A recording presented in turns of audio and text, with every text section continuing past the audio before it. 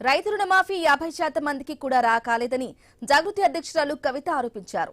రుణమాఫీపై చర్చకు సిద్ధమా అంటూ రేవంత్ రెడ్డికి సవాల్ చేశారు. ఎక్కడికి రావాలో ముఖ్యమంత్రి చెప్పారని అన్నారు. ఆర్టీసీని ప్రభుత్వంలో విలీనం చేయాలని డిమాండ్ చేశారు. గత 12 ఏళ్లుగా ఆర్టీసీ కార్మికులు ఇబ్బందులు పడుతున్నారని గుర్తు చేశారు. ఇక జాబ్ క్యాలెండర్ ను వెంటనే విడుదల చేయాలని కోరారు.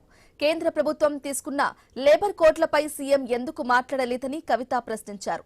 లేబర్ కోడ్లకు వ్యతిరేకంగా జరిగే బంద్కు జాగృతి మద్దతు ఇస్తుందని కవిత తెలిపారు. మేము రైతు రుణమాఫీ 100కు 100% చేసినామని చెప్పారు. చేయలే. మీరేం చేసిండ్రు? మొదలు మీ అంతటా మీరే ప్రభుత్వం నుంచి 44,000 కోట్లయితే రైతు రుణమాఫీ అవుతుందని చెప్పారు. కానీ చేసింది ఎంత? 21,000 కోట్ల రూపాయలు. కానీ క్యాబినెట్ డెసిషన్ చేసింది ఎంత? 28,000 crores. అంటే 28,000 కోట్లు రైతు రుణమాఫీ చేయాలని క్యాబినెట్ చెప్తే మీరు చేసింది 21 కోట్లు. పైగా ముఖ్యమంత్రి గారు ఏమాత్రం మొహమాటం లేకుండా నేను 100% రుణమాఫీ చేసిన అంటారు. నేను ముఖ్యమంత్రి గారికి ఛాలెంజ్ విసురుతా ఉన్నా. మీ మహబూబ్ నగర్ పోదామా, మా నిజామాబాద్ వస్తారా, లేకపోతే హైదరాబాద్లో సెక్రటేరియట్కి మమ్మల్ని రమ్మంటారా?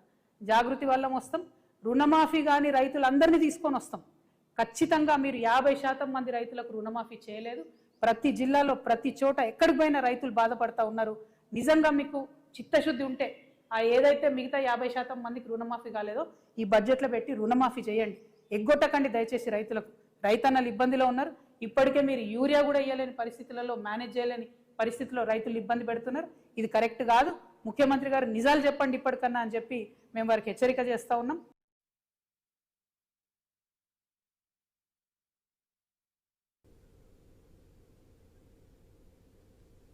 రైతు రుణమాఫీ 50% మందికి కూడా కాలేదని జాగృతి అధ్యక్షురాలు కవిత ఆరోపించారు. రుణమాఫీపై చర్చకు సిద్ధమా అంటూ రేవంత్ రెడ్డికి సవాల్ చేశారు. ఎక్కడికి రావాలో ముఖ్యమంత్రి చెప్పాలని అన్నారు. ఆర్టీసీని ప్రభుత్వంలో విలీనం చేయాలని డిమాండ్ చేశారు. గత 12 ఏళ్లుగా ఆర్టీసీ కార్మికులు ఇబ్బందులు పడుతున్నారని గుర్తు చేశారు. జాబ్ క్యాలెండర్ ను వెంటనే విడుదల చేయాలని కోరారు. కేంద్ర ప్రభుత్వం తీసుకున్న లేబర్ కోడ్లపై సీఎం ఎందుకు మాట్లాడలేదని కవిత ప్రశ్నించారు.